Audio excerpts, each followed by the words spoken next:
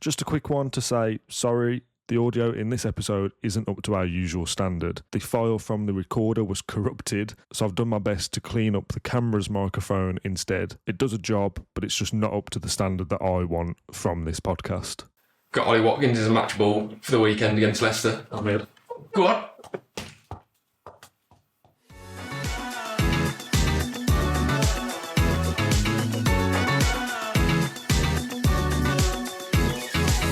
Hello and welcome back to the Claret Blue podcast. We recorded our Q&A yesterday, or about an hour ago for us. We wanted to have a little bit of a chat about Ollie Watkins. This podcast, by the way, is sponsored by NordVPN, and there is a Stupendous. That is stupendous for the post-match. Oh, no. Done it already? Link down below for NordVPN. We want to talk about Watkins. We do these pretty regularly now. I feel like these kind of like mini opinion videos where we've got nothing in front of us, no notes, no structure, just vibes. Just Ollie Watkins is match ball for the Leicester match. I'm in. Go on. We recently did one of these opinion-y videos about Morgan Rogers, which I posted again after Sunday. It's like, he's really good, isn't he? We're very excited about Morgan Rogers. I saw a post that kind of sparked this idea for let's have a chat about somebody that said something along the lines of, I don't want this to be kind of too anti-John Duran, but that's how it comes across. John Duran can score one goal against West Ham and everyone forgets about his summer antics and the fact that he's wanted to leave for however long.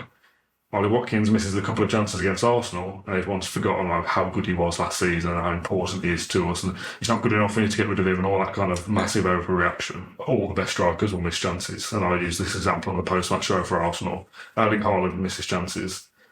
The same day he scores a hat-trick, doesn't quite fly, but every striker, you could show me a video from a game at some point of every forward missing chances that they should definitely be scoring. Yeah.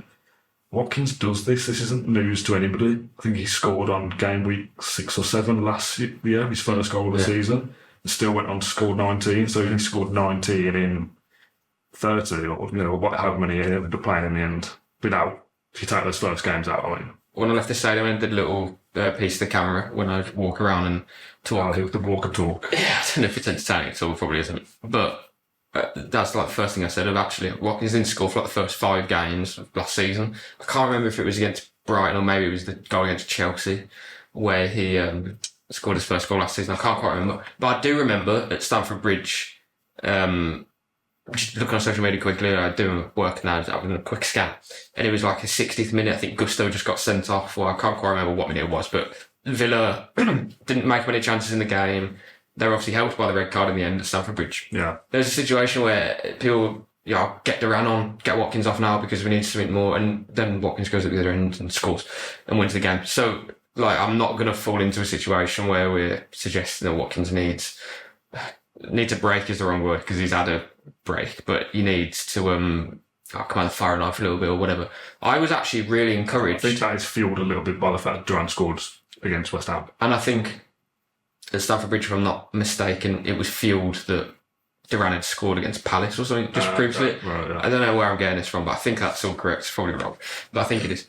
But I was actually just very encouraged that Watkins, the first one is a sitter and he's dragged it wide, not good. You could see in his face, he was like, that's not good. And I do think that comes with, he's definitely rusty. He was very rusty against West Ham, but I think he was more bright, to be fair, against Arsenal, which I liked. But that, I think, was just the ball's fallen to him. He's tripped over a little bit. He hasn't quite sorted himself out. He just wasn't Watkins that we know, and it is what it is. And what I would say as well, I don't think Watkins, people say, like I heard on Sky Sports, someone saying, he'll be fine, he's a born goal scorer. I don't think he is a born goal scorer in terms of, those ones where, all those forwards where they don't have to look and they just know it's instinctive. Yeah, I don't think that is Ollie Watkins because, firstly, we know it's not because he come through the academy and he's playing on the wing and playing Dean Smith on the wing, and I don't think he is a natural goal scorer as such, but he's learning that trade very well and he's very effective in and around the box. That he's going to score lots of goals, but I don't think it's that kind of instinctive nature sometimes, which again is fine because he's back 19. And the second one, I was just very encouraged that he actually got in the position. And I know that's kind of like a basic thing to say, but if you watch the Onana, as soon as he shoots, Watkins turns and he's looking at the goal already and he's waiting and anticipating either a save or for it to for it to hit the bar. Some players don't even make We that. wouldn't even be criticising Watkins for missing that exactly if he wasn't good enough or didn't have the instincts that I think he's developed and learned under Emery to, break his neck to get in there. Do you think that was good save or bad miss? I sit on the fence here, but I do think it's a fantastic save. Firstly, Watkins shouldn't be giving him a chance with it, but I don't. It's a fantastic save. Like, I'm not going to criticise Watkins too much for that, and I think a lot of people look at it very simply. Like, I think Alan Shearer said, he's got a lot of the goal to aim at, which I get, and I'm not. Alan Shearer scored a lot more goals. He scored more goals than anyone, more goals than anyone in the Premier League. So I'm not going to, say anything otherwise. But when he says there's a lot of the goal to aim at, I get what he's saying, but the reaction of Watkins from when the ball hit the bar and bounced down is coordinating himself, firstly to do the diving header, to think about Ray, to think about what he's going to do with it. I don't think I don't think Watkins is particularly instinctive to think, I've got to move my body shape to put it in. I think it's all sometimes a bit kind of, it's not as refined as what other strikers may be, but that's not criticism because he does so many other things that other strikers literally can't, like running the channels, cutting back. Like the Brighton goal he scored last year in the 6-1 when he ran the channel and then cut it back across goal. No, very few strikers can do that. So these aren't very, very minor things that I think that's why he missed, because he hasn't had a break and because it's just not quite there yet. But it was just very unfortunate that we go on to lose the game. I think if we draw it, I don't know. I don't think we're as kind of critical about it, to be honest. I think we'd be like, it's a good point. It could have been more if we took the chances. But now that we've lost it, it felt like, the game was so different if we scored, What do you make of the kind of narrative of, with the podcast, of try and offer as much balance as we can? Just because this isn't my opinion, I don't want to not talk about it, because it is some people's opinion. So in the comments on the post-match, there was a lot of like, well, Duran surely deserves to start now. If Watkins isn't fit and isn't ready and he's rusty, what are we playing him for? Why are we starting him? We want to be a top 4 club. We need someone who's ready now, and Duran is fit. He's scored against West Ham. Yeah. Do you agree with that argument at all, or do you have to play Watkins through this? It's definitely. There's always going to be an argument about it. They're right. Duran scored against West Ham and he's playing. Why have a squad of options? Yeah. But I just think, as I mentioned there, Watkins to me to look brighter against Arsenal. He's playing against the best centre back in the world, I think, in Saliba. Saliba is so good. Like, it is, when you watch him live, especially, like I always say, you always get a better appreciation of players when you're watching them live. My God. Like, sometimes when Watkins will back into a player and try to spin them or roll them, he's very physical, Watkins, but he's very underrated in that kind of aspect. But Saliba, he was like a shadow over him, just swallowed him whole at one point. It was the one where, McGinn just battered it back off Saliba and then Ben White hit McGinn, and it was all a bit of nothing. I like Ben White book for that, by the way. I thought it was alright. You can hit a ball off someone. Okay. Obviously, it's a good referee, to be fair, just get on with it. But that all came from Saliba basically shepherding Watkins from literally, I think it was pretty much the middle of the goal, on the edge of the box, all the way to the corner flag. So Watkins come up against the best defence in the league and missed 2 sitters, which, doesn't sound good. But I like that he's got chances, and I like he was in the right position. Yeah, like against West Ham, I don't remember him having he didn't have a look at goal. But the point there is that against the toughest defence and, as you say, the best centre-back in the world, on another day he scored 2 goals.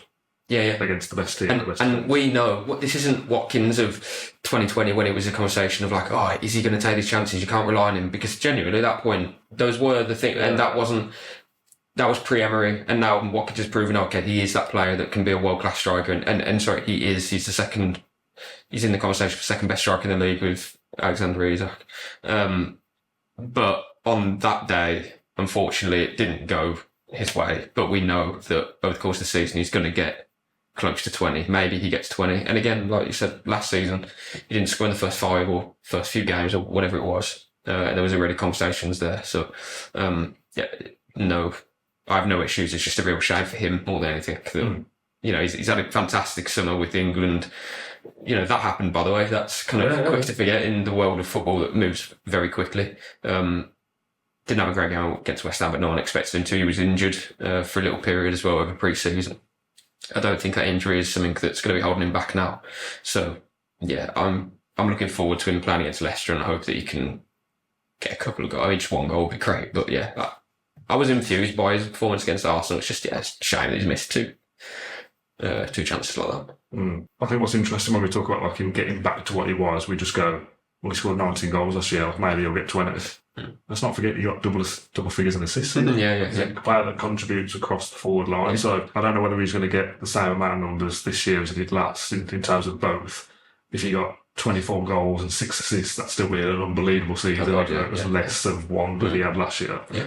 But he still will contribute from making goals as well. So obviously that's not happened at the moment either yet, but you would back him and I would back him that, yes, I get the thing that Durant scores, so he deserves his chance, but he's still the backup. And by the way, Durant's just doing his job. Yeah. He's coming off the bench and making an impact, and he scored, which is great.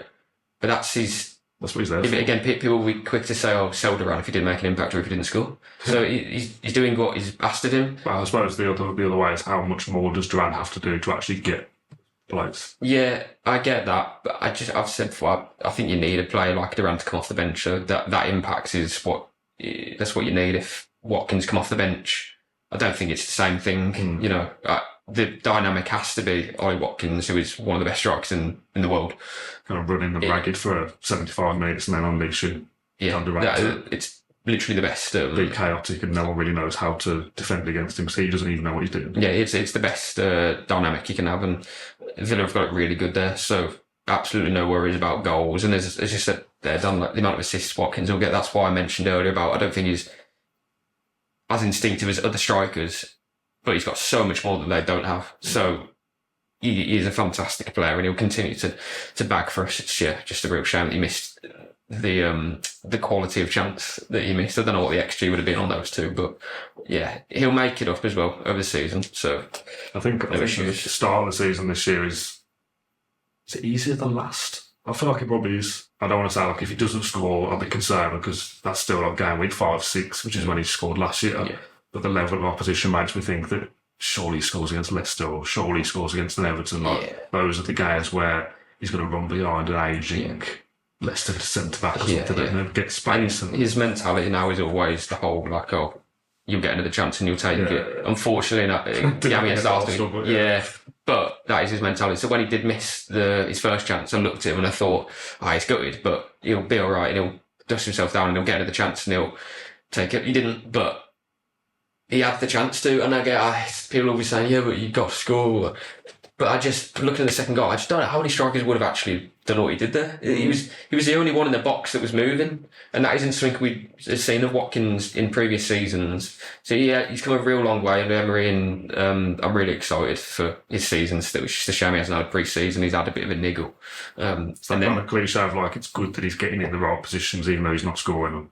Yeah, but it is true though. And I think especially for a player like Watkins, that is really important because there has been games previously where Watkins hasn't, maybe not really involved in the game. It doesn't quite make the impact. And that was when we were having discussions of, well, maybe we need someone else. Is that something we need? But when he's getting in positions and when he is, because I don't think he's that instinctive striker, but he is learning that kind of trade and he is showing those elements now. So he was in the right place for the chance where Gabriel was robbed of the ball.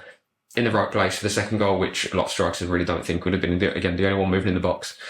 That he will be scoring goals because of those actions and that kind of decisive thinking as the season goes on. So, yeah, football is so it can be very difficult. If David Ray doesn't make that incredible save, we're talking about Watkins. Great mentality to score after he'd missed that chance. He's going to score loads of goals, and just because of that one moment shouldn't influence that again. So yeah, hopefully in the next few games you can get some goals. Villa get points. Next 4 games, I'd like to think we can probably get at least 10 to be fair points. So yeah, good amount of games coming up against opposition that we should be able to hopefully beat. Yeah. Just finally, I wanted to end on, I don't have them in front of me, the comments from, I think it was Rodgers and McGinn. Yeah, both. About like effectively like we'll rally around him and we'll kind of keep his head up. I thought it was really interesting for just the second game of the season. Like they were talking about a player like when Peter Crouch first went to Liverpool and took over, like, took through to score his first goal. Like it felt like they were talking about someone who's been like 20 games without scoring. Yeah. A little bit strange, but also nice as well. Yeah. I think it's because they've, especially McGinn, he's seen Watkins take lots of flack over the last few years. And he knows that he beats himself up a lot because he's a perfectionist. Really, he's one of the, like Rodgers, like that. Their idols are the players who have mentalities that have set them apart. Like Ronaldo, for example, they're so driven to get to where they've got to and where they're going to get to still. Watkins missing those chances that he wouldn't have slept on Sunday night, like no way. But he would have been the first one in on. I think they were off today on Tuesday. So we're recording on Monday. He'll be there, the first one in training, to be working on analysis, working on his shooting. He'll want to put it right, so he's not going to be sulking and thinking, oh, what's against me. He might do, but he'll be using that as motivation to, and that's, I think, what has maybe changed in his game of. He knows that he's now got to shut people up and he's got to win back Carsley, who's kind of, I don't say win back his trust because he managed to get it, you know what I mean? He wants to prove himself again and that's what drives him on. So, yeah, that's why McGinn said those things. I think he's seen him down in the dumps before, but he knows that he's going to play a crucial role. And so, same for Martinez. Martinez probably should have saved part of his shot, but him and Watkins are probably going to be the two most important players, or two of the most important players that we have this season, and they will prove to be. So, yeah, it's just the Arsenal game was a real frustration, but I was more infused by the performance and that those players, we know what they're capable of. I'll call it a day there for this little bonus opinion video about Ollie Watkins. John's a pleasure to chat as always. Hopefully we've been able to look at kind of both sides of the argument. We're both very pro Watkins, as I think most of the fan base are. But for those that are a little bit like, maybe it's Duran's time, maybe Watkins isn't the player that we need to be, I hope we've been able to cover some of that aspect as well. Thank you for watching or listening to this episode of Claret and Blue. Not sure if we've got any plans for Wednesday. We have the Champions League draw Thursday, a Leicester preview Friday, and the Leicester post-match Saturday. So plenty of stuff upcoming. Thank you for watching. We'll see you then.